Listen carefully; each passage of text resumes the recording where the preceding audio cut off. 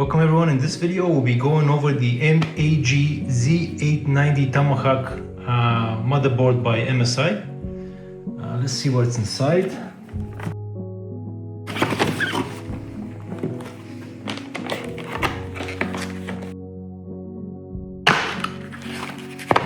have the little antenna that has a magnetic strip that you can put on your PC. We'll take a look at that later. Also have the motherboard.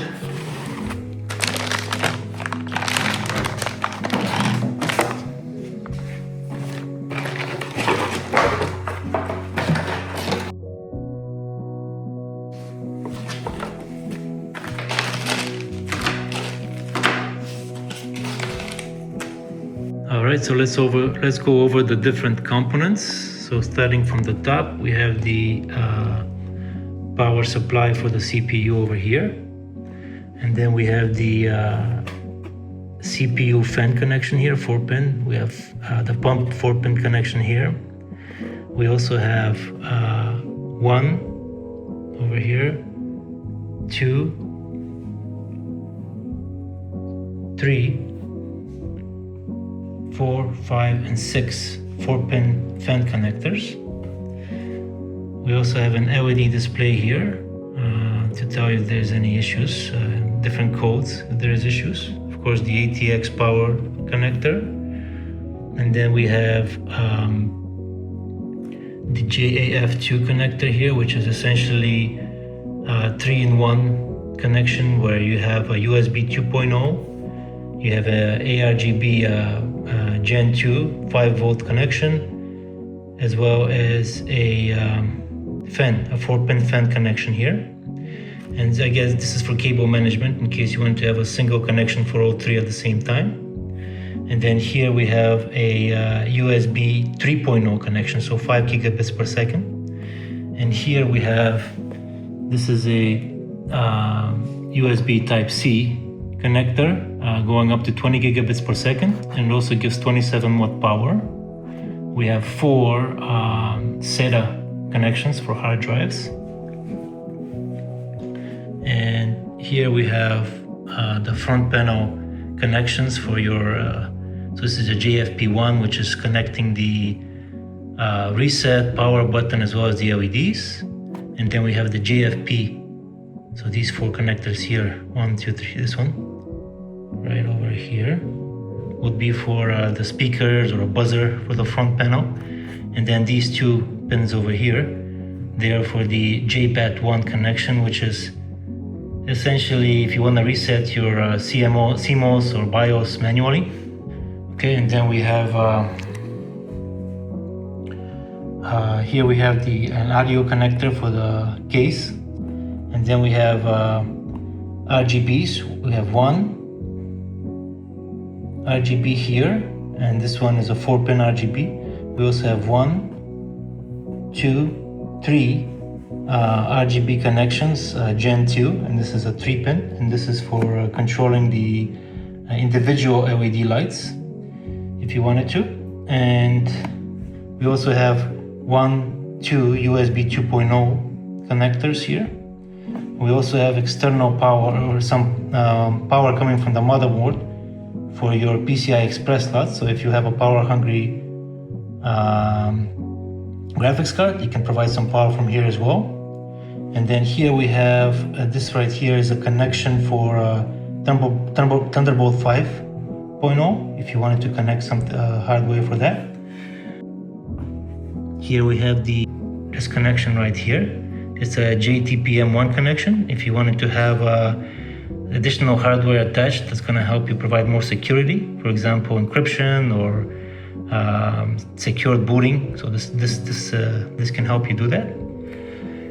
All right, and so what else we have here is so this is a LGA 1851 CPU socket, and we have 1, 2, 3, 4 DDR5 RAM slots. All right, so let's take a look at the M.2 slots. So we have 4 of those, 1, 2, 3, and 4. The first one here is a Gen 5 x 4 slot. We also have a Gen 4 x 4 slot here, and 2 more Gen 4 x 4 slots here and here. Okay, so let's take a look at this one. So this is the Gen 5. It's an easy disconnect. You just press this button over here, and then you just take it out. And this is what it looks like underneath. It does have some adhesive here, tape that connects to the heatsink. Before you put on your M.2, you would need to peel off the plastic. Same thing on this side over here. Okay, so to connect it, same thing. 2 notches here need to come here. So I'm gonna slide it in this way like that, and then press the button and push it down. Easy peasy. And then for this one, you do have 2 screws here. So to disconnect it, you would need to remove the screws. Go, it should come right off. And for this one, you can have 3 different sizes of M.2 drives. You could have either the 22 110, 2280, or 2260, depending on. So this would fit all 3 types of slots. This one would fit the 2260 and 2280. Okay, so let's put this back on, and you can see it also has the adhesive for the heatsink. And these 2 are connected directly to the CPU, and these 2 are connected to the chipset.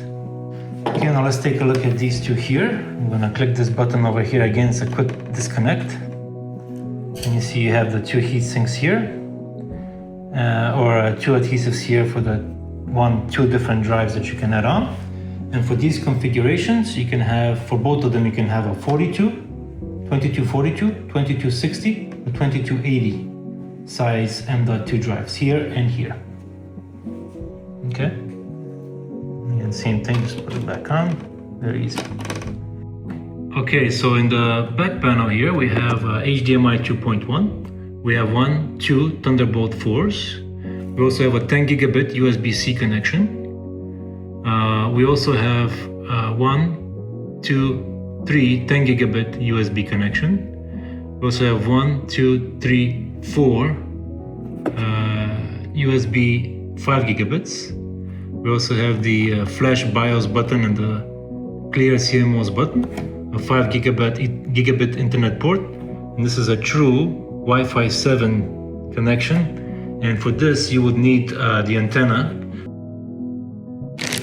You would need the antenna, which comes with it. So here's the antenna we can connect, and the connections are right here. You just screw them into these ports over here. And then you also have optical audio here, a microphone, and also audio out. All right, let's take a look at the PCI Express cards. So we have 3 of those. We have 1, 2, 3. This top one here is a PCI Express 5.0 x 16 connected directly to the CPU, and this is for the the graphics card that we want to add here.